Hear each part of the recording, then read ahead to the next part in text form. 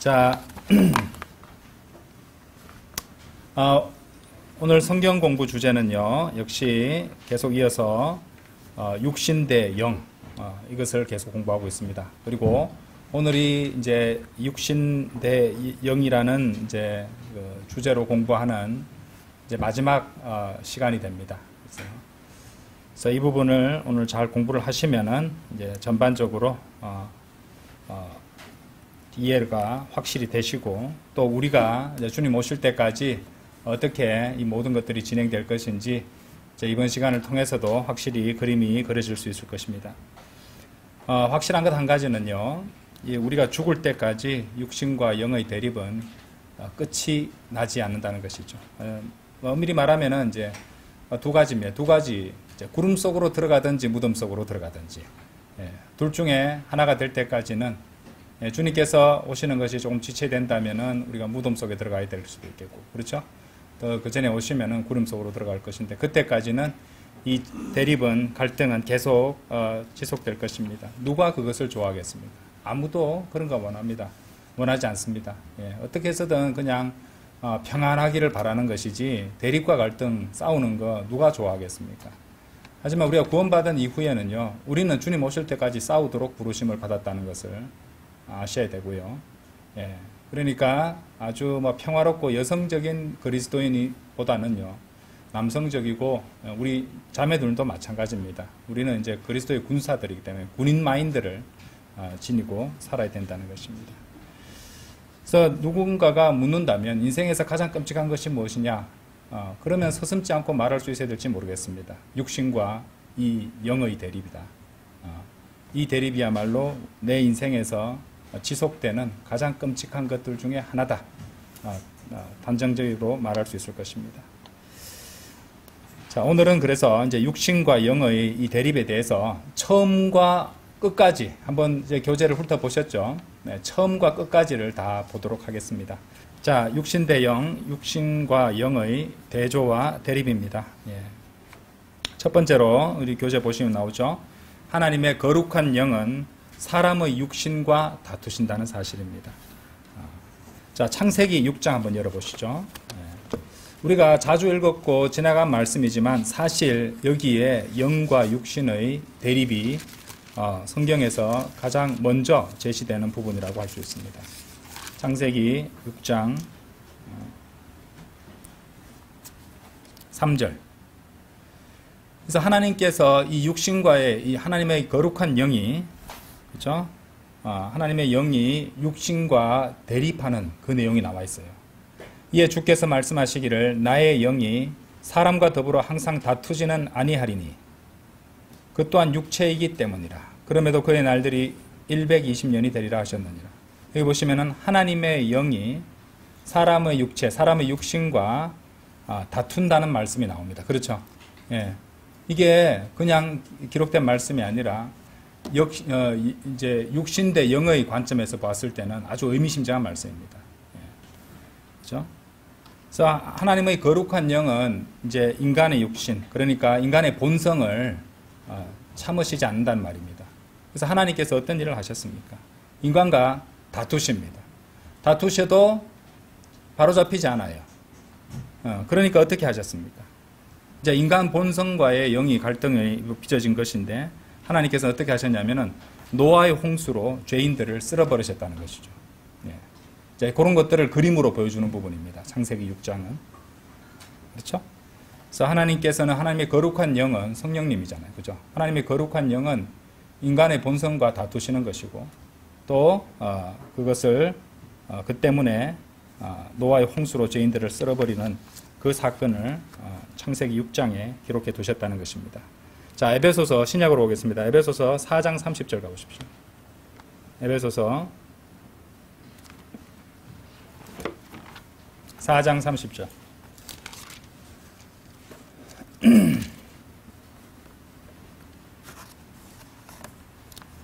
자, 거기도 나옵니다. 하나님의 거룩한 영을 비통하게 하지 말라.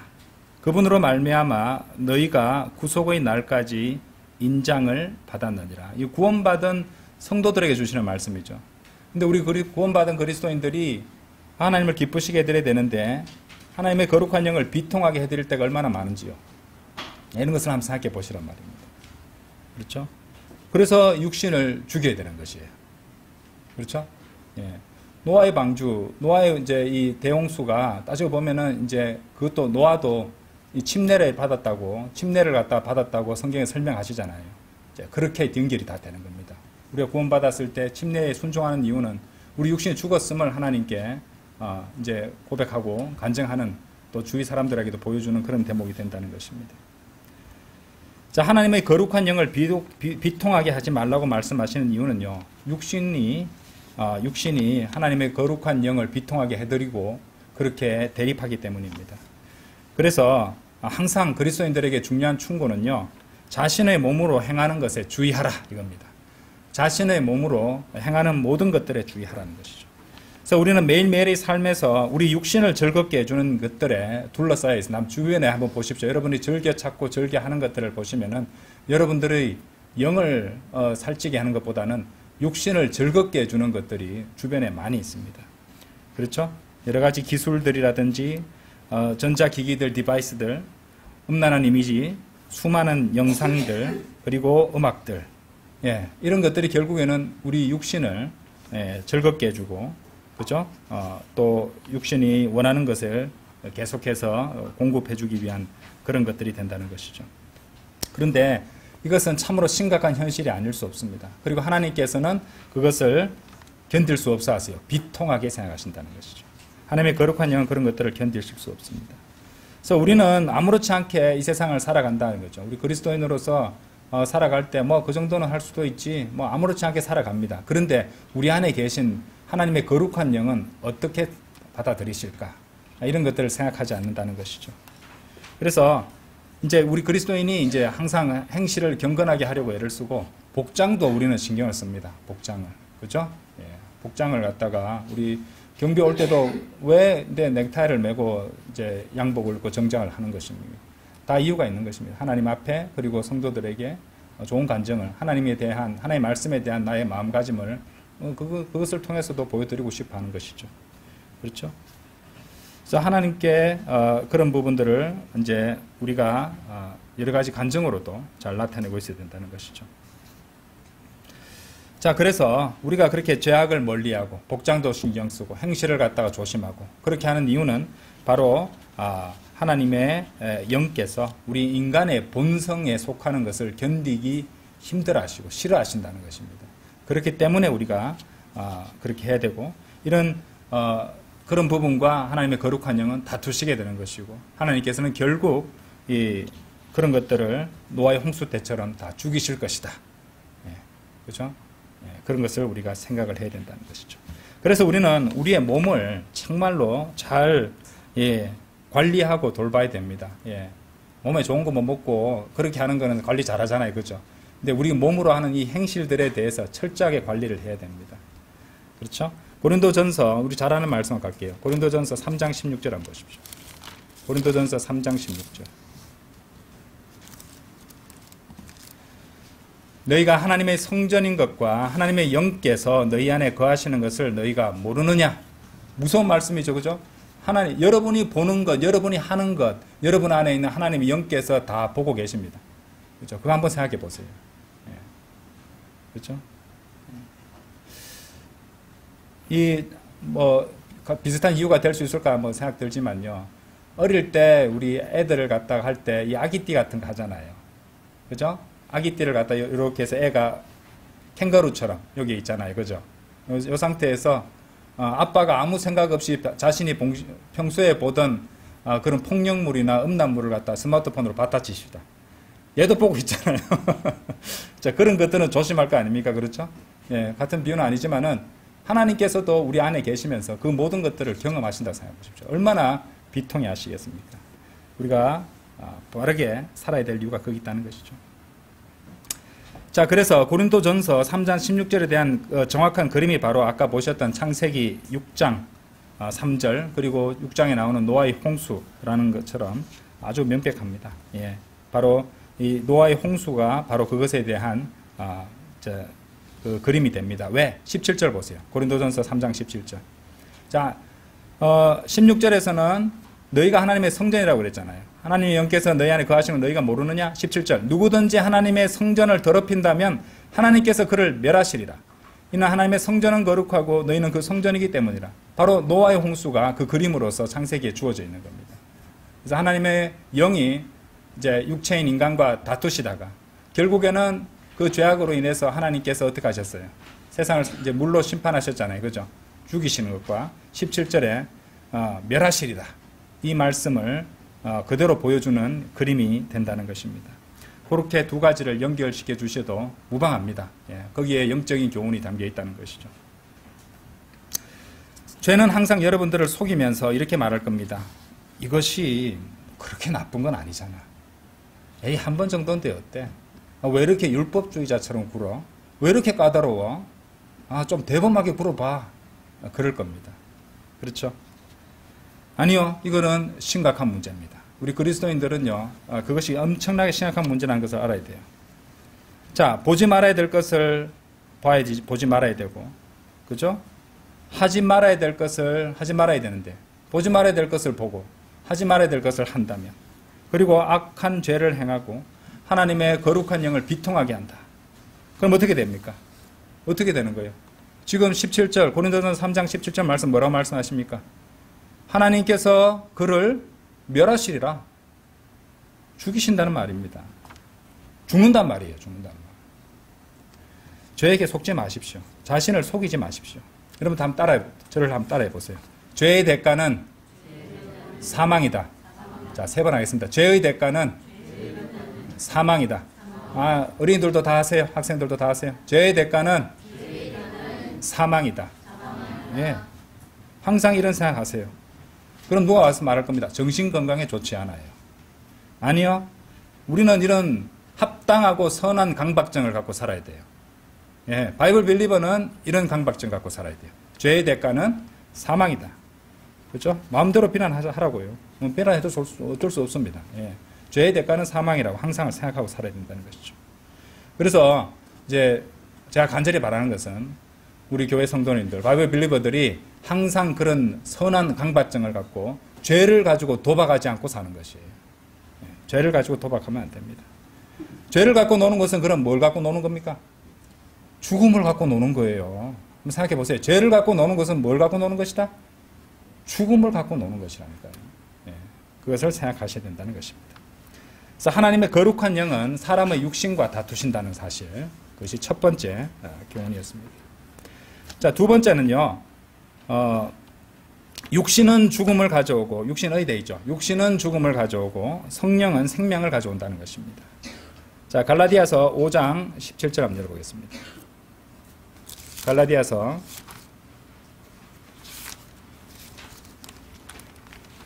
5장 17절.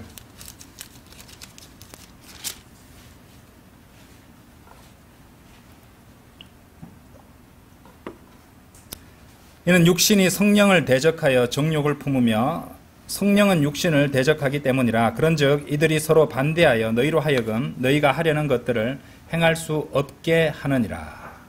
이 나오죠. 육신이 성령을 대적하여 정욕을 품으며 성령은 육신을 대적하기 때문이라. 서로 반대한다고 되어 있습니다. 그리스도인 안에는 이 말씀처럼 서로 대립하고 갈등하는 두 개의 성품이 있죠. 자, 육신은 성령님께서 가정스럽게 생각하는 것들을 이제 성령이 가정스럽게 생각하시는 것들을 원하고 성령님께서는 육신이 치를 떨 정도로 싫어하는 것들을 원하시는 법입니다. 서로 그렇게 대립한다는 것이죠.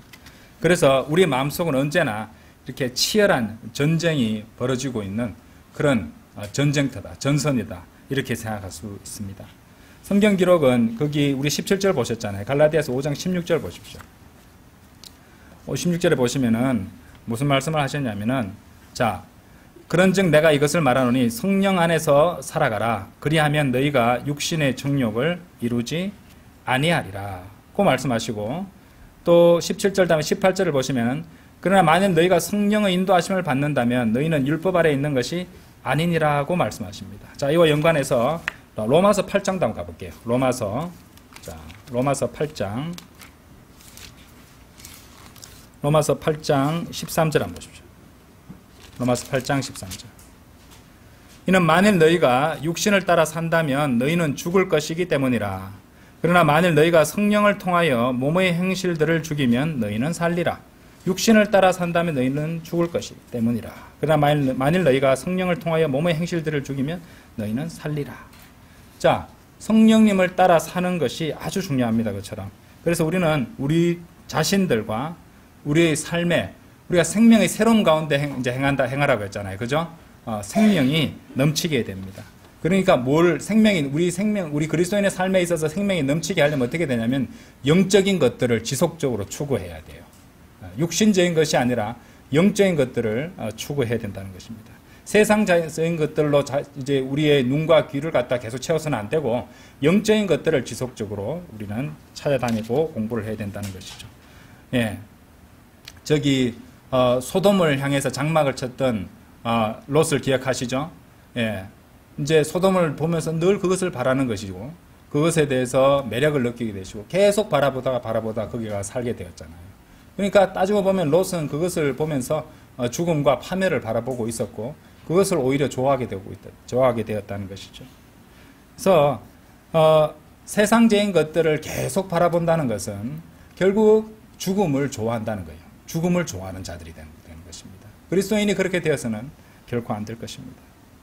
그래서 육신은 죽음을 가져온다. 육신적인 것들을 계속 추구하고, 그죠? 그러면은 결국에는 죽음을 가져오고, 성령님, 영적인 것들은 생명을 가져온다는 것이죠. 그래서, 내 영적인 삶에 있어서 생명력이 좀 부재한 거고, 결여된 것 같다, 부족한 것 같다. 그렇다면은 10중 8구는 육신적인 것들을 많이 채우고 있다는 것을 반증하는 그것이 될 수 있습니다. 그러니까 항상 그 점을 생각하시기 바랍니다.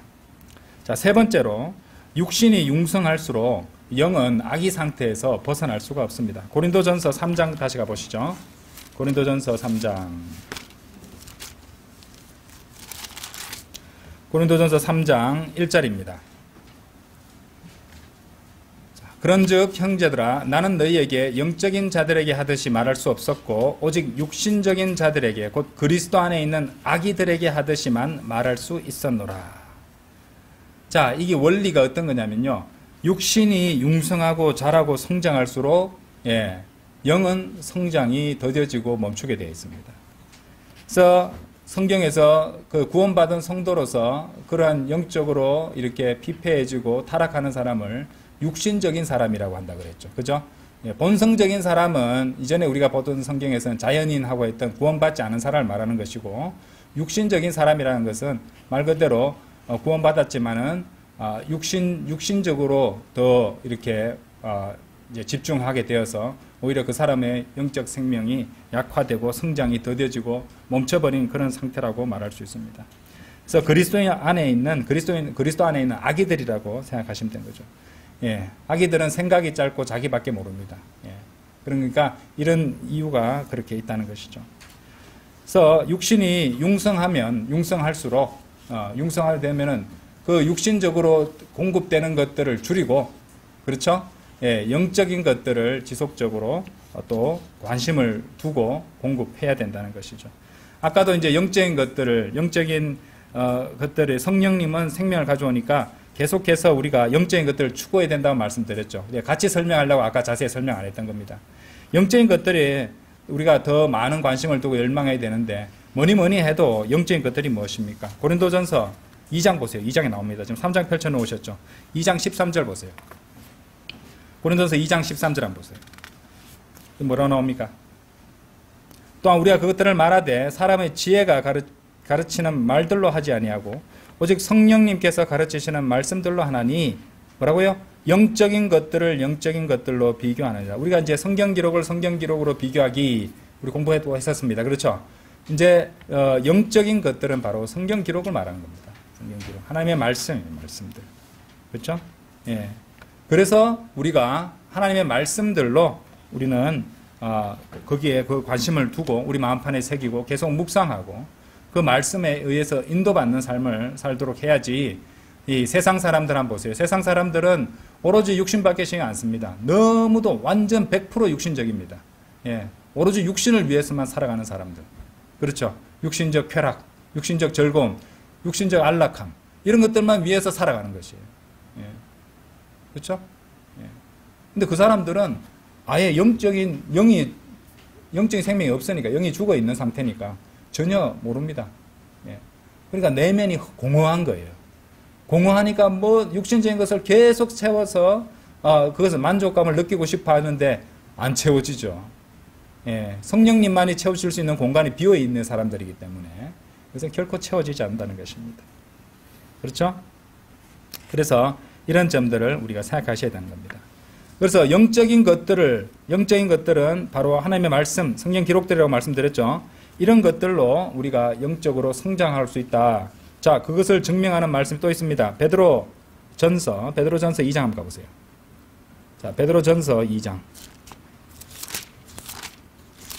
베드로전서 2장. 자, 2장 2절. 여러분 잘 아는 말씀이에요. 갓난아기들로서 구원받은 지 오래돼도 갓난아기인 상태에 있는 사람들도 있습니다. 성장이 되지 않았다는 말은 영적인 것들에 계속 관심을 두고 추구하고 성장해야 되는데 그것이 안 됐다는 말이잖아요. 그죠? 그 갓난아기들에게 주는 말씀이에요. 갓난아기들로서 말씀의 순수한 젖을 생각날 때마다 한 번씩 먹으라. 이거 아니죠?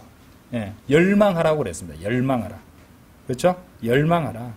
예, desire, 갈망하고 열망하는 겁니다. 그죠? 예. 말씀 땡겨 뭐 이러면서 좀 표현이 너무 상스럽지만 너무 막 계속 채우고 싶어 하는 그런 거 있잖아요. 그죠? 근데 그렇게 잘 안 하잖아요. 그렇죠? 예. TV 땡겨, 유튜브 땡겨, 인터넷 땡겨 이런 건 하지만 그렇죠? 예. 그러니까 한번 우리가 생각을 해보셔야 되는 겁니다. 갓난아기들로서 말씀의 순수한 젖을 열망하라. 이는 너희로 하여금 말씀으로 뭐라고 돼 있어요? 성장하고 싶어? 말씀의 젖을 있잖아가 아니에요. 열망 안 해서 그래요. 열망하라고 명령하셨잖아요. 말씀대로 순종해야죠. 그죠? 그냥 말씀을 읽으라 하지 않았어요. 열망하라고 했어요. 열망하라고. 그렇죠? 열망하고 있는가? 디자이어가 있는가? 그걸 한번 생각해 보라는 거예요. 아예 디자이어가 없는 삶을 살라는 말이 아니잖아요. 그죠? 예. 말씀을 열망하고 디자이어 하지 않으면 세상을 디자이어하게 될 가능성이 많습니다. 그렇죠? 중간지대 없다고 말씀드렸죠. 성경을 제가 저 나름대로 읽어보니까 느끼는 게 중간지대가 없어요. 네. 예. 그러면 이제 성경의 말씀들이 좀 더 잘 이해되더라고요. 보니까. 그래서 왜 하나님께서 열망하라고 명령을 주셨을까? 다 이유가 있는 겁니다. 다른 걸 열망하게 돼요. 다른 것을. 우리 몸이 그렇다니까요. 우리 몸이. 우리 몸이. 자, 그래서 그리스도인은 말씀의 순수한 젖을 열망해야 됩니다. 영적인 것들을 영적인 것들로 비교하고 말씀을 바르게 나누어서 공부를 해야 된다는 것이죠. 그리고 그 말씀을 통해서 우리는 이 지식과 지혜와 명철을 얻을 수 있다는 것이죠. 그죠? 잠언 1장 2절에서는 이는 지혜와 훈계를 알게 하려는 것이요 명철의 말씀들을 알아차리게 하려는 것이요. 왜? 자, 1절에서 다윗의 아들이자 이스라엘 왕의 솔로몬의 잠언들이라. 하나님께서 이 말씀들을 주신 것이 지혜와 훈계와 명철의 말씀들을 알아차리게 하려는 것이죠. 자, 우리가 이제 육신이 강성해지고 육신이 이제 더 성장하고 이런 얘기를 하는데 이것을 갖다가 좀 문자적인 측면에서 한번 생각해 봅시다. 육신이 가장 많이 자라는 시기가 언제입니까? 사춘기 청소년들입니다. 이 사춘기 청소년기에 육신이 가장 아주 급속도로 많이 자라게 되는 것이에요. 그러면은 어떻게 보면요, 그 시기는 그 어느 때보다도 육신이 강성하게 자라는 시기라고 할 수 있습니다. 그렇죠? 인간이 호르몬에 의해서 아주 육신적이 되는 시기가 두 시기가 있습니다. 사춘기와 갱년기입니다. 이 두 시기는 호르몬에 의해서 우리 육체적으로 아주 육신적으로 강하게 되는 그 시기라고 할 수 있어요. 그렇죠? 여러분들은 우리가 이제 겪고 있는 이제 자녀들도 있는 분들도 있고 또 본인이 그걸 겪고 있는 분들도 있을 것이고 그때는 우리 육신이 강성하게 되는 그런 시기라고 할 수 있습니다. 자, 특히 청소년들의 경우에 있어서는요, 이 말씀으로 바르게 잡아줘야 돼요. 말씀을 읽는 습관을 길러줘야 되고요. 또 기도하는 습관도 길러줘야 됩니다. 그리고 인생에서 말씀에 의해서 인도받는다는 것이 어떤 것인지를 갖다가 경험하고 실행하는 그런 것들을 배우도록 해줘야 된다는 것입니다. 저번에도 제가 말씀 드린 적이 있었는데 누가복음 한번 열어보십시오. 누가복음 누가복음 2장 52절 한번 보세요. 누가복음 2장 52절. 예수님도 사춘기 있었을까요, 없었을까요? 있었죠, 당연히. 그죠? 자라는 시기가 있었어요. 52절. 이후에 예수님께서는 지혜와 키가 자라셨으며 육신적으로 성장하는 시기였습니다. 그죠? 근데 동시에 제시된 것이 하나님과 사람에게서 더욱더 호의를 받으셨더라. 그러니까 어떤 하나님께 호의를 받았단 말은 그 사람의 영적 성장도 합당하게 이루어졌기 때문에 하나님께 호의를 받을 수 있었던 것이고, 그것이 다른 사람에게도 보여줬다는 거잖아요. 사람들에게 호의를 받았다는 말은요. 그렇죠? 그러니까 자기 안에서도 어떤 영적인 성장이 이루어졌고, 그것이 사람들 앞에서도 좋은 감정으로 보여주고 있었기 때문에 사람들에게서 더욱더 호의를 받으셨다고 이렇게 말씀하시는 겁니다. 이게 우리 청소년들이 한참 자라는 청소년들, 우리 아이들이 롤모델로 삼아야 될 부분이라고 생각을 합니다. 예. 그렇기 때문에, 왜냐하면은 이렇게 청소년들이 그렇게 몸이 자라고 되면은 아마 육신적인 것, 이런 것들이 막 이렇게 더 많이 호르몬이 많이 나오기 때문에 그쪽으로 집중된 삶을 살기가 쉬워집니다. 예. 그 또래에도 한번 보세요. 우리 아이들이 만나게 되는 아이들이 또래에 그런 아주 육신적인 애들 투성이잖아요. 그죠? 그런 애들하고 결합돼서 영향되는 부분들도 많을 겁니다. 그렇기 때문에 자기 안에 하나님의 말씀에 영적인 것들이 담겨 있고 그것에 의해서 통제받는 습관이나 어떤 그런 지혜가 없다면은 영향받을 수밖에 없습니다. 영향을 받기가 너무 쉬워진다는 것이죠. 그렇죠? 그래서 말씀을 통해서 지혜와 명철을 얻고 또 인도받는 삶으로 인해서 양육받는 아이가 이제 되고 또 성장해야 된다는 거죠. 우리 부모 역할이 그만큼 중요하다는 것입니다. 여러분들 시편 55편 한번 열어보십시오. 네, 중요한 말씀이 하나 나오는데요. 시편 55편. 잘 보세요. 시편 55편 19절입니다. 하나님 곧 예로부터 거하시는 분께서 들으시고 그들을 괴롭히시리라. 셀라. 이는 그들에게 변화들이 없으므로 그들이 하나님을 두려워하지 아니하기 때문이라. 자, 이 말씀은요, 잘 보세요. 변화가 없기 때문에, 변화들이 없기 때문에 그들이 하나님을 두려워하지 아니하기 때문이라 라고 말씀하십니다. 자, 그러면 말을 바꿔서 보자고요. 이 말씀이 의미하는 말은 반대로 변화들이 있기 때문에 우리는 하나님을 두려워할 수밖에 없다는 겁니다. 변화들이 있다는 것이. 사춘기가 뭡니까? 갱년기가 뭡니까? 인생의 중대한 신체적, 육체적 변화 시기입니다. 그렇죠? 예. 그렇기 때문에 이 사춘기, 몸이 변하고 자라고 하는 이 시점에는 어떻게 되냐면 가장 중요한 것은 하나님을 두려워해야 된다는 것이에요. 하나님을 두려워하는 것은 하나님의 말씀을 읽고 그 말씀에 의해서, 자, 내가 죄를 짓게 되면 하나님께서는 말씀에서 너 이렇게 살면 죽는다. 성전을 멸하신다. 그런 말씀을 봤다고 칩시다. 그럼 내가 죄를 지으면은 죄 뒤에 그 육신을 멸하시는 하나님이 겹쳐서 보여야 돼요. 그렇죠? 그러니까 죄를 하나 짓더라도 하나님을 생각하고 그분의 심판을 생각하면서 두려워할 수밖에 없다는 겁니다. 그죠? 예. 자, 부모들이요, 보통 말할 때 뭐냐면은, 얘가 어렸을 때는 참으로 모범적이고 착했는데, 왜 얘가 이렇게 변했지? 그죠? 예. 동시에 이 말씀은요, 그러니까 시편 55편 19절 이 말씀은 아이들을 겨냥하고 있지만, 동시에 부모들도 겨냥하고 있는 말씀입니다. 왜냐하면은 자기 자식이 변해버렸어요. 어릴 때는 안 그랬는데 애가 사춘기를 겪으면서 변했다니까요. 그러면 어떻게 해야 돼요? 부모들의 역할이 뭡니까? 하나님을 두려워해야죠, 더욱더. 그렇죠? 하나님을 두려워함으로써 기도하고, 하나님의 두려워함으로써 말씀을 읽고, 하나님을 두려워함으로써 말씀으로 자녀들을 갖다가 양육해야 되는 거예요. 그래서 서로 온 가족이 하나님을 두려워하게 돼야 된다는 것입니다. 사춘기도 그렇고, 감정이 어떻게 주체가 안 되는 갱년기도 마찬가지입니다. 그때도 하나님을 두려워해야 된다는 것이죠. 그리고 말씀을 읽고, 말씀에 통제받고, 또 주님께 부복해야 돼요. 주님, 감당이 안 됩니다. 지금 저 정신을 못 차리겠습니다. 도와주십시오. 그러면은 계속 기도하고 매일 보는 말씀에서 하나님께서 답을 안 주시겠습니까? 주십니다. 그리고 이런 마음가짐을 가져야 돼요. 내가 원하는 응답을 주셔야지 응답으로 받아들일 거예요. 이거 안 되죠. 하나님께서 주시는 하나님의 응답은 내가 싫어하는 것일 수도 있어요. 아시겠어요? 그렇기 때문에 어떤 응답이라도 하나님께서 말씀으로 가르쳐 주시면은 그 말씀대로 순종하고 그 말씀으로 통제받겠습니다. 이런 마음가짐으로 해야지 효과적으로 하나님의 말씀이 역사할 수 있습니다.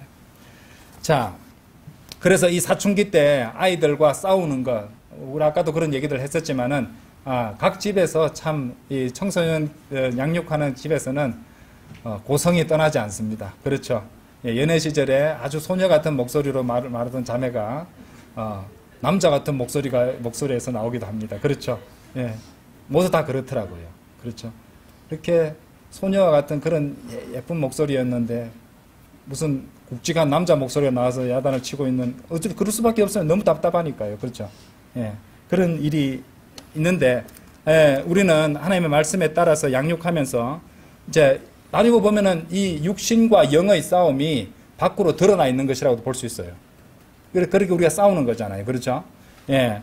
그런데 하나님께서 뭐라고 말씀하셨냐면, 찾아보진 않겠습니다만은, 우리가 말씀을 통해서 그렇게, 말씀에 통제받고, 말씀으로 인도받고, 말씀으로 문제를 해결하는 그런 습관을 어릴 때부터 아이들한테 길러주게 되면요. 자, 잠언 22장 6절에 이런 약속을 하셨어요. 아이를 그가 마땅히 가야 할 길로 훈련시키라. 훈련시켜야 됩니다. 훈련. 너 학교에서 무슨 일 있었니? 너 친구랑 무슨 일 있었니? 어떤 문제니? 그래. 아빠는 말이다. 엄마는 말이다. 너와 비슷한 일이 있었을 때 이 말씀이 참으로 위로가 되더라. 그리고 이 말씀대로 했더니 하나님께서 이렇게 해주셨어. 우리가 간증을 해줄 수도 있잖아요. 그죠? 그럼 그 아이는, 말씀에, 하나님의 말씀으로 인도받으면 내가 이렇게 실수를 안 해도 됐었구나. 또는 이런 내가 문제가 있었는데 이런 것으로 하나님께서 나를 인도해 주셨구나. 훈련이 됩니다. 훈련. 그렇죠? 훈련을 시켜줍니다. 훈련 교관이 있어야지 훈련이 되죠. 아무것도 모르는데 어떻게 애가 훈련합니까? 그렇죠? 가르쳐주고 설명해줘요. 그래서 우리가 이 주일학교도 공부도 하고 하는 거 아닙니까? 그렇죠? 예. 그래서 아이를 그가 마땅히 가야 할 길로 훈련시키라. 그리하면 그는 자신이 늙었을 때도 그 길에서 떠나지 아니하리라. 우리가 자녀들에게 인생에서 가장 바라는 것 아닙니까? 예? 합당한 그 길에서 늙어도 떠나지 않는 것. 우리의 사랑하는 자녀들이 그렇게 되는 것. 간절히 우리가 바라는 거 아닙니까? 우리 부모들이. 예. 그래서 그 전에 주신 명령을 보자고요. 마땅히 가야 할 길로 훈련을 시켜야 된다 이 말입니다. 그죠? 예. 마땅히 가야 할 길로 훈련을 시켜야 됩니다. 그죠? 나는 길이요 진리요 생명이라 하신 분. 그죠? 육신을 입고 오신 말씀이잖아요. 그렇죠? 우리 안에 계신 주님이 영이 또 있고요. 그래서 우리는 이 아이들을 제대로 훈련을 시켜야 됩니다. 이제 설교처럼 되어버렸는데 그만큼 육신이 융성할수록 영은 아기 상태에서 벗어날 수 없다. 갓난 아기들이라면 빨리 말씀의 젖을 열망해서 성장해야 된다. 우리 아이들도 마찬가지다. 육신이 성장한 만큼 그 영은 이제 우리가 영을 갖다가 점검을 해본다면 피폐해질 가능성이 상당히 많다. 그럼 이 아이들을 바른 길로 가도록 어릴 때부터 훈련을 시켜줘야 된다. 이런 것이 성경의 명령입니다. 자, 네 번째로요. 영적 본성은요. 영적 성품은 지속적으로 성장하고 성숙해져야 됩니다. 계속 자라가야 되는 거죠. 계속 성장해야 됩니다. 자, 히브리서 5장 12절 한번 내려보십시오.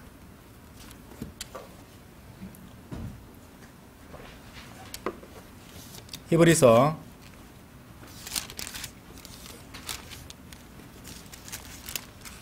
5장 12절.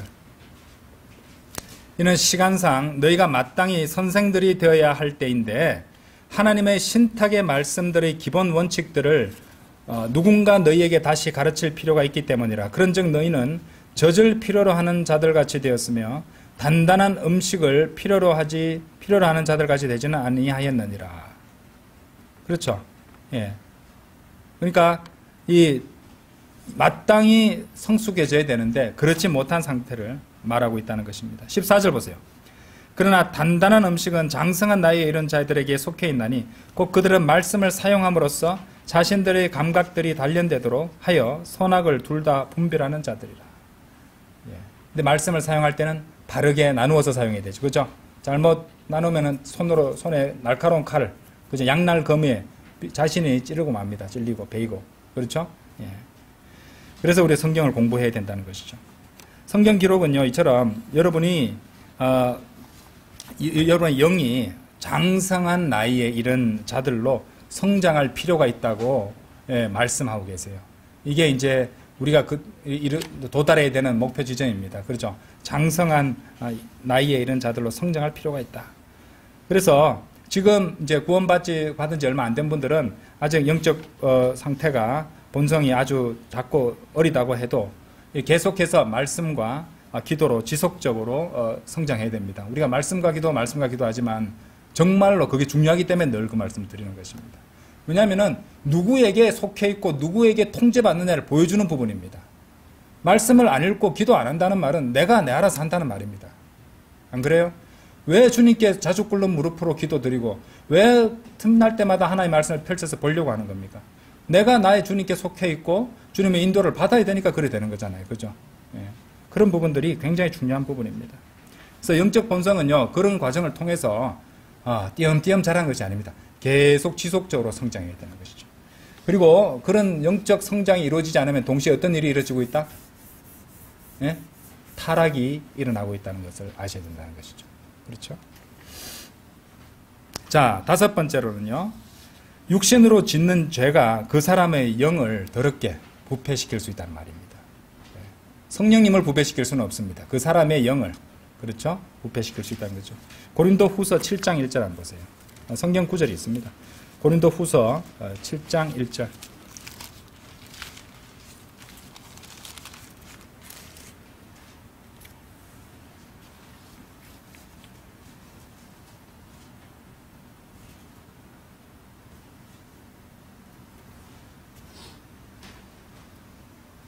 그러므로 진심 어린 사랑을 받는 자들아, 이런 약속들을 우리가 가졌으니 하나님을 두려워함 가운데 거룩함을 완전하게 이루어, 여기도 하나님의 두려움이 나오죠. 거룩함을 완전하게 이루어 육신과 영의 모든 추악한 것들로부터 우리 자신을 정결하게 하자. 여기도 보시면 육신의 추악한 것하고 영의 모든 추악한 것들로부터까지 말하고 있잖아요. 그죠? 이 육신과 영이 그렇게 같이 언급되고 있습니다. 이 구절이 상당히 중요한 말씀인데요. 이 말씀이 의미하는 바는 여러분이 육신 안에서 더 많은 죄를 짓게 되면은요, 그 죄가 여러분의 영도 함께 부패시킨다는 겁니다. 그래서 이 말씀을 잘 기억해 두실 필요가 있습니다. 그래서 모든 죄가 몸 밖에 외적인 부분으로만 거하는 게 아니죠. 예. 왜냐하면은 내적이고 은밀한 죄들이 많습니다. 예. 자만이라든지 교만이라든지 이기심이라든지 은밀한 죄라든지 증오라든지 이런 것들은 드러나지는 않지만은 마음속에 도사리고 있는 그런 죄들도 있단 말입니다. 그렇죠? 자, 이거는 당연히 아까도 말씀드렸지만 성령님이 아니라 한 사람의 영을 말하는 부분이었죠. 그렇죠? 사람의 영에 대해서도 고린도전서 2장 11절에 그런즉 사람에게 속한 것들을 자신 안에 있는 사람의 영을 제외하고 어떤 사람이 알겠느냐? 바로 그와 같이 하나님께 속한 것들은 어떤 사람도 모르나 오직 하나님의 영께서만 아시느니라. 이런 표현으로 보면 사람의 영도 언급되고 있다는 것, 고린도전서 2장 11절에 참고하시면 되겠고요. 그런데 여기 중요한 점이 있어요. 구원받은 성도들은 성령님이 각 사람 안에 내주하시기 때문에 문제가 생기면 경고를 주십니다. 경고를 주세요. 자, 로마서 9장 1절 한번 보세요. 그게 우리 양심입니다. 양심. 로마서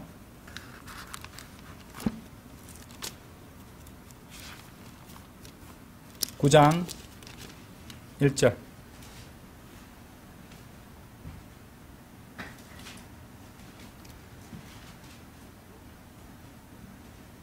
내가 그리스도 안에서 진리를 말하고 나는 거짓말하지 아니하나니 나의 양심 또한, 근데 양심이 어디서 있다고 합니까? 또한 성령님 안에서라고 되어 있죠. 그죠? 나의 양심 또한 성령님 안에서 내게 증거하거니와, 성령님께서 그렇게 우리 양심으로 경고를 주시는 것입니다. 여러분의 양심에.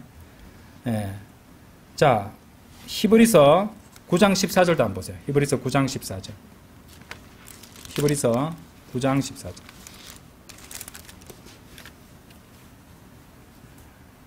하물며 영존하시는 성령을 통하여 자신을 흠없이 하나님께 바치신 그리스도의 피는 죽은 행위들에서 뭐라고 되어 있어요? 너희 양심을 깨끗이 씻어내어 얼마나 더 살아계신 하나님을 섬기도록 하겠느냐. 여기도 양심이 언급되고 있습니다. 그런데 이런 양심의 경고를 갖다가 우리 모두가 다 받습니다. 우리가 잘못 가고 있을 때는. 그렇죠? 예. 그런데 이것을 갖다가 너무 육신적이 되다 보면은 계속 거절하고 안 들은 척하고 못 들은 척하고 그러다 보면 아예 안 들리죠. 그죠? 예. 우리 애들한테 보통 한 뭐 하라고 그러면은 3번, 4번, 5번 말해야 될 때 있습니다. 근데 그 나이에는 애들이 많이 그러더라고요. 그런 애들을 내가 많이 보거든요. 같은 말 여러 번 해야 됩니다. 뭘까? 우리도 그런 건 아닐까? 성령님께서 양심의 목소리로 나에게 계속 어떤 말씀을 주시는데 내가 그것을 감지 못하는 건 아닌가? 못 듣고 있는 건 아닌가? 이런 것들을 한번 생각해 본다는 것이죠. 그런데 그런 양심의 경고를 주시는데 지속적으로 거부하고 무시하면 어떤 일이 일어날까? 자, 디모데전서 4장을 보십시오. 디모데전서 4장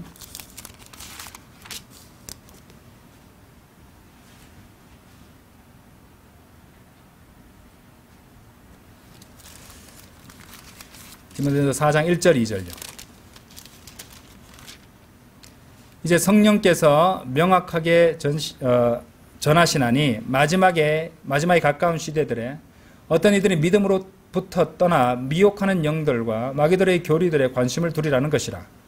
그들은 위선으로 거짓말들을 전하니 잡으세요. 자신들의 양심을 뜨거운 인두로 찢어지게 하였도다. 양심의 우리가 깨끗하게 되는 경우도 있지만은 이제 여기 보면 이 자들은 양심이 어떻게 되냐면은 뜨거운 인두로 찢어지게 했다는 말입니다. 그러니까 양심이 뜨거운 인두로 찢어버리게 되면요 성령님의 그 어떤 경고에 완전히 무감해지는 겁니다. 전혀 반응할 수 없게 되는 것이죠. 그렇죠?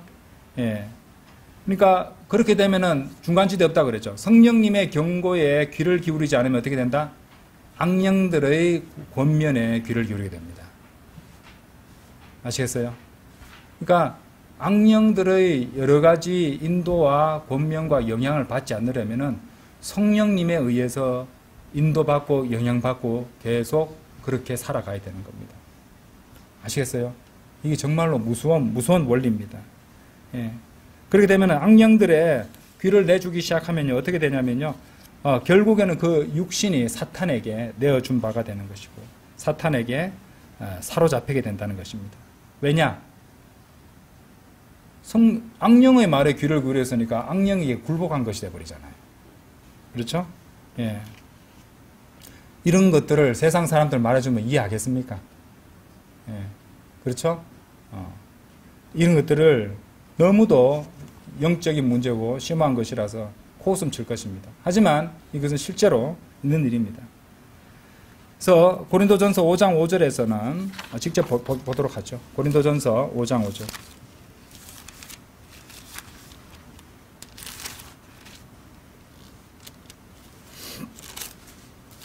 고린도전서 5장 5절.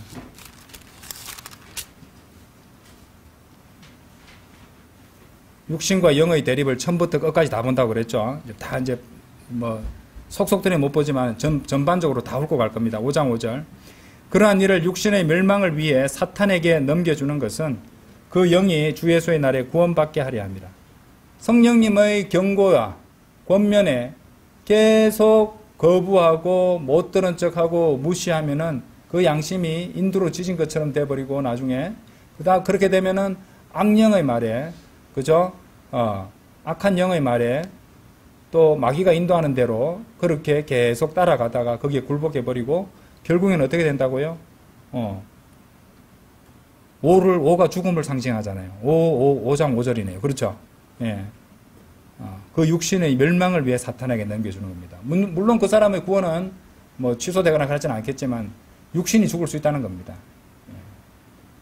예. 본향으로 가는 이제 즉시 본향으로 가는 그 티켓을 갖다 끊는다는 것이죠. 예. 그렇죠?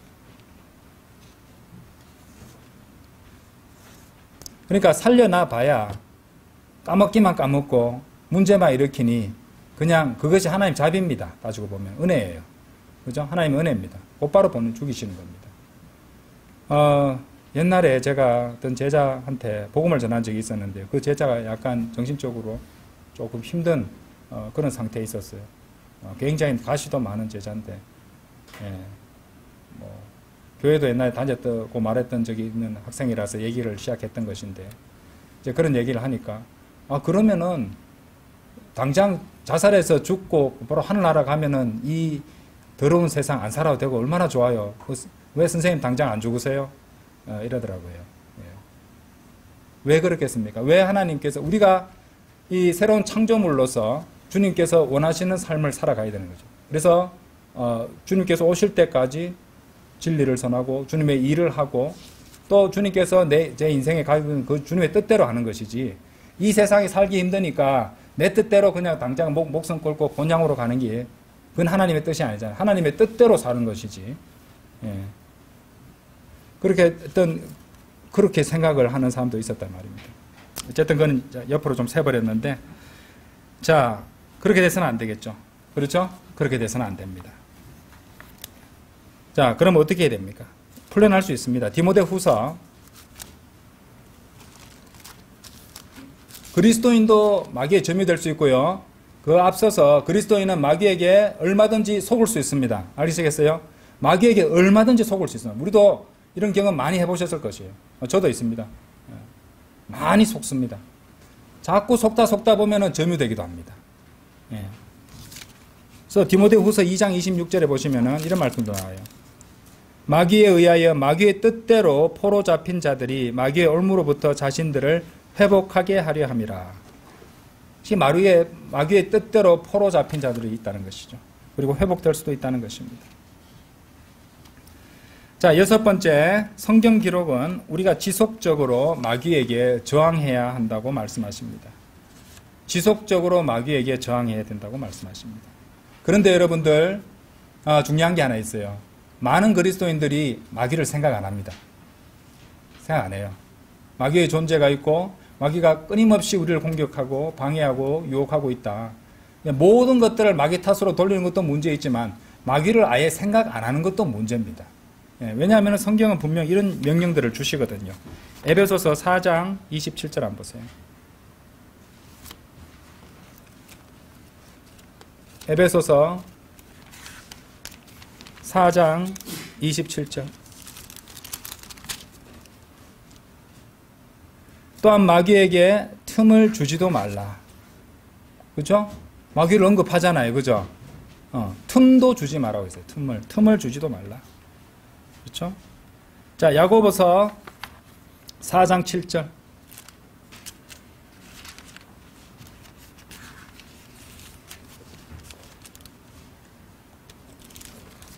야고보서 4장 7절.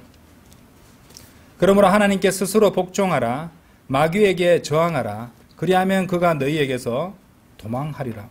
마귀 있는 줄도 몰랐는데 마귀가 너희에게서 도망한다고 말합니다. 마귀가 있다는 겁니다. 그리고 근데 마귀한테 혼자 이렇게 하면 됩니까? 내 알아서 다 된다고. 나도 뭐 소시적인 운동 좀 했어 이러면서 됩니까? 안 되죠. 하나님께 먼저 복종하는 것이 먼저입니다. 그래서 이 성경은 이렇게 지속적으로 마귀에게 저항하라고 경고하십니다. 그죠? 틈을 주지도 말라. 그리고 하나님께 스스로 복종하고 마귀에게 저항하라. 이런 명령을 주셨다는 것입니다. 그리스도인이 마귀에게 사로잡히고 점유될 수 없다면은 왜 이런 경고를 주셨겠습니까? 마귀에게 점유될 수 있기 때문에 이런 경고들을 주셨던 것입니다. 그리스도인도 마귀에게 점유당할 수 있습니다. 얼마든지 그럴 수 있습니다.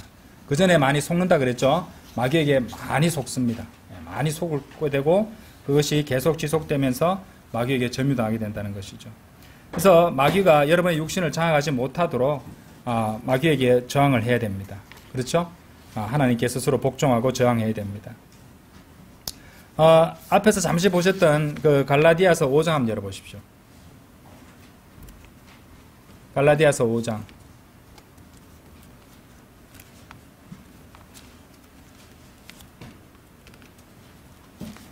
자, 갈라디아서 5장 이 16절부터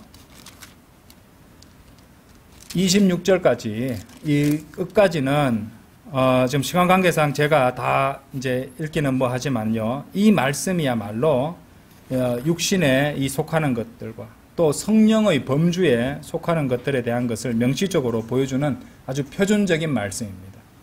예.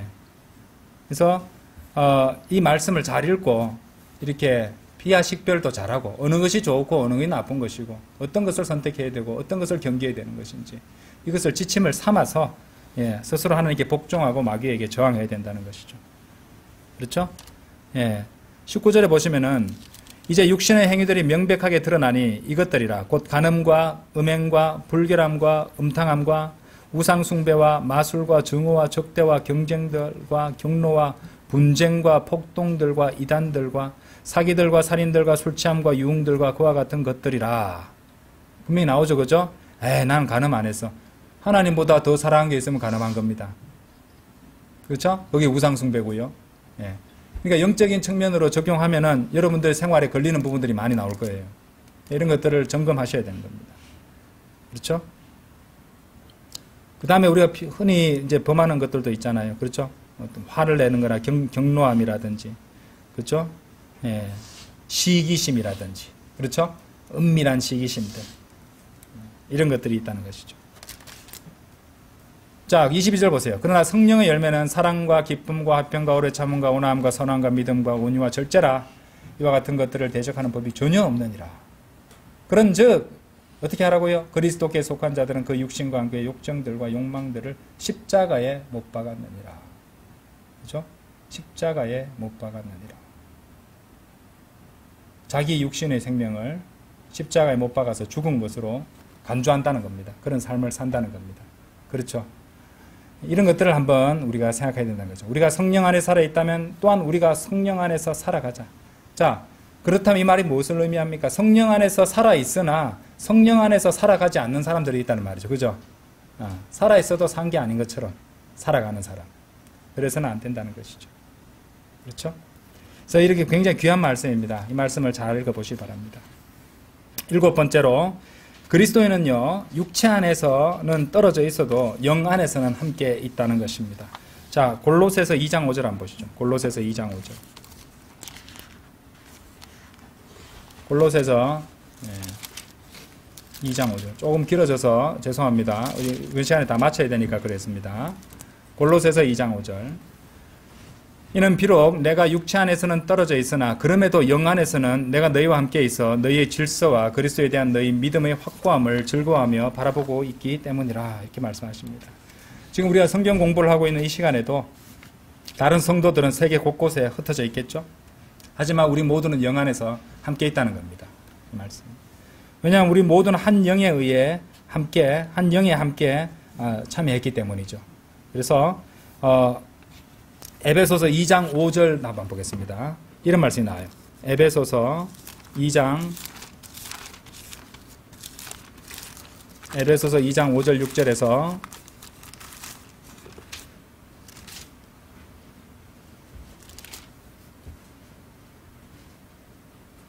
실로 우리가 죄들 가운데서 죽었던 때에 우리를 그리스도와 함께 되살아나게 하셨느니라. 은혜로 너희가 구원받았느니라. 그리고 우리를 함께 이렇게, 우리 함께입니다. 우리를 함께 일으키셨으며 우리를 그리스도 예수 안에서 하늘의 처소들에 함께 앉히셨느니라. 여러분들 함께가 2번 반복됐어요. 함께도 중요합니다. 이 함께에도 담겨있는 진리가 있다는 것이죠. 함께 있다는 거예요. 예? 함께 있다는 겁니다. 그래서 우리의 영이 현재 그리스도와 더불어 하늘에 함께 있음을 보여주는 말씀입니다. 자, 그러니까 여러분이 한 번 받은 구원이 영원히 이제 보장될 수밖에 없는 이유가 우리 영은 이미 하늘에 가 있다니까요. 우리 영은 이미 하늘에 가 있어요. 그러니까 아무리 원해도 지옥에 갈 수 없습니다. 하늘에서는 이미 부활이 이루어져 있어요.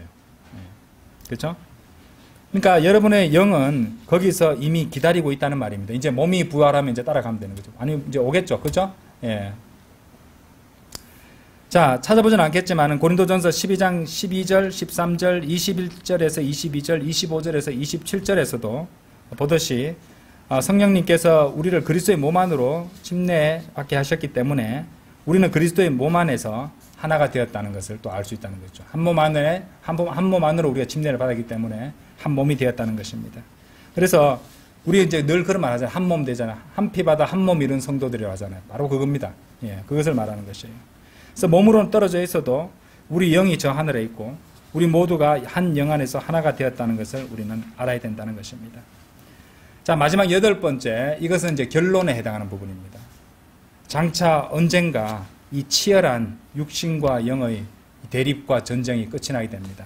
마침내 우리의 육신과 영은 화해하게 될 것입니다. 우리 시작이 어떤 게 됐던 거예요? 하나님의 거룩한 영이 인간의 육신과 다투셨잖아요. 그렇죠?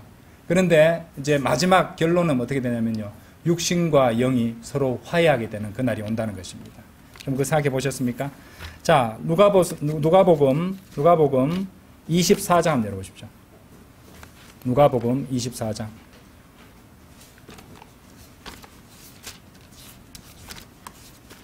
누가복음 24장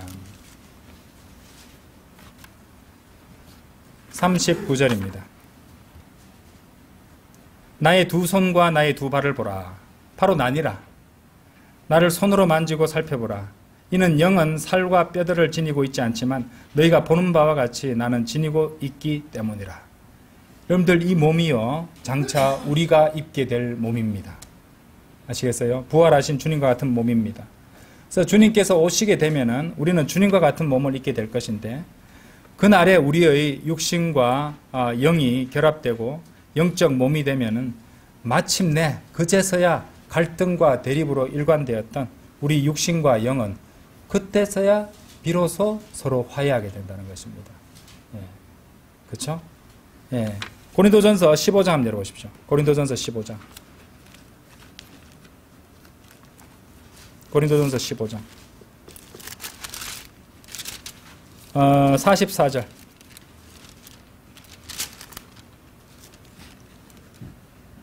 그 씨가 본성적인 몸으로 뿌려지나 우리가 그랬잖아요. 그것은 영적인 몸으로 일으켜지느니라. 본성적인 몸이 있고 영적인 몸이 있느니라. 이렇게 말씀하시죠. 49절 보세요. 49절에서 57절까지. 그런즉 우리가 땅에 속한 첫사람의 형상을 지닌 것 같이 우리가 하늘에 속한 둘째 사람의 형상 또한 지니게 되리라. 형제들아, 이제 내가 이것을 말하노니 살과 피는 하나님의 왕국을 상속받을 수 없느니라. 또한 썩는 것은 썩지 아니하는 것을 상속받을 수 없느니라. 보라, 내가 너희에게 한 신비를 제시하노라. 우리가 모두 잠잘 것은 아니요 오히려 우리가 모두 변화되리니 순간적으로 눈 깜짝할 때 마지막 나팔 소리에 그러하리라. 이는 그 나팔이 소리를 낼 것이요 죽은 자들이 썩을 수 없는 몸으로 일으켜질 것이며 우리가 변화될 것이기 때문이라. 이는 이 썩을 수 있는 몸이 반드시 썩지 아니함을 입을 것이요 이 죽을 수밖에 없는 몸이 반드시 불멸을 입을 것이기 때문이라. 그렇게 해야 이 썩을 수 있는 몸이 썩지 아니함을 입고 이 죽을 수밖에 없는 몸이 불멸을 입게 된다면, 그러니까 54절의 첫 번에 썩을 수 있는 몸이 썩지 아니함을 입는다는 것은요 이미 죽은 성도를 말하는 것이에요.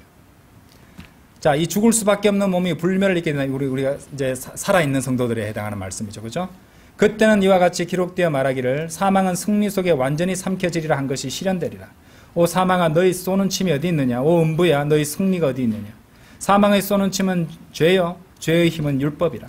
그러나 우리 주 예수 그리스도로 말미암아 우리에게 승리를 주시는 하나님께 감사들이 있기를 바라노라. 자, 멀지 않은 장래에 우리는 주님과 같은 그런 몸을 입게 될 것입니다. 주님께서는 우리가 지금 영화에서 보는 슈퍼맨과 같은 그런 놀라운 몸을 그런 몸으로 우리를 입혀 주실 것입니다. 생각해보면 참으로 놀라운 일이 아닐 수 없습니다. 예. 온 우주에 주관하시고 온 우주의 창조주와 같은 그런 그분의 몸과 같은 몸을 우리들이 그 몸을 입게 된다는 것은 참으로 가슴 벅찬 일이 아닐 수 없습니다. 그래서 몸의 부활 때 우리 육신은 참으로 그런 몸으로 변화하게 될 것입니다. 그래서 자, 아까도 말씀드렸지만 주님께서 오셔서 우리 이름을 불러주실 때까지, 그래서 우리 몸이 부활하여 주님 같은 몸을 입을 때까지는요 영과 육의 대립과 싸움은 끝나지 않습니다. 그 말은 주님께서 오시는 그날까지 우리는 합당한 싸움을, 믿음의 훌륭한 싸움을 계속 싸워 나가야 된다는 것이에요. 주님 오시기도 전에 벌써부터 그 대립하기를, 싸움을 멈춰버리고 그냥 육신에 져버리고 그냥 세상에 순응해서 살아가면 안 된다는 것입니다. 왜냐하면 그날에 그 싸움이 끝날 것이기 때문에 아니 전쟁 한참 중에 나는 집에 갈래 하고 뭐가 다릅니까? 그렇죠? 아니죠? 그렇죠? 그래서 우리는 마귀에게 이 대적들에게 우리 대적이 세 가지 있잖아요. 마귀와 세상과 육신입니다. 등을 보여서는 안 됩니다. 우리 등갑 없습니다. 그렇죠? 등갑이 없습니다. 예, 무릎 보호대도 없어요. 무릎 꿇고 계속 기도해야 되니까요. 그렇죠? 예. 그래서 우리는 말씀과 기도로 우리 대적들, 우리 손에 굳게 진 이 성령의 검이 있잖아요. 말씀의 검이 있잖아요. 이 말씀으로 계속해서 끝까지 싸워야 됩니다. 예, 계속 싸워야 됩니다. 왜냐하면 아직 전쟁 중이거든요. 그래서 주님께서 오시는 날 그 모든 것들이 이제 끝날 때까지는 우리는 끝까지 싸워야 됩니다. 주님께서 오셔서 우리 이름을 불러주시는 그 순간까지 다 같이 기도드리겠습니다.